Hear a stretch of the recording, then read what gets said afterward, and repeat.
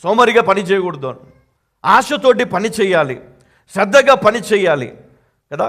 వ్యర్థమైన వాటిని అనుసరించువాడు బుద్ధి లేనివాడు. ఎవరైతే తన భూమిని సేద్యపరుచుకుంటాడో, శ్రద్ధగా వ్యవసాయం చేస్తాడో, ఏ వ్యక్తి అయితే తన వ్యాపారము శ్రద్ధగా కష్టపడతాడో, ఏ వ్యక్తి అయితే తన ఉద్యోగాన్ని శ్రద్ధగా చేసుకుంటాడో, ఆ వ్యక్తి జీవితంలో మరి బాగుపడతారు, మంచి రోజులు ఉంటాయి. ఒకవేళ నిర్లక్ష్యము చేసిన, సోమరిగా పని చేసిన ఫలితం ఉండదండి. ఒకటి ఆశతో చెయ్యాలి, విశ్వాసముతో చెయ్యాలి.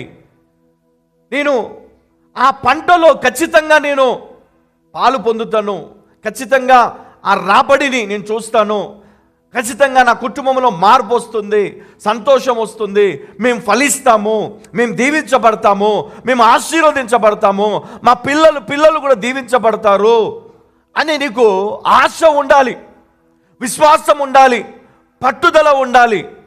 నీరసం, సోమరితనం, భయం, పిరికితనం తీసివేయాలి. ఎందుకంటే దేవుడు నీకు తోడుగా ఉన్నాడు.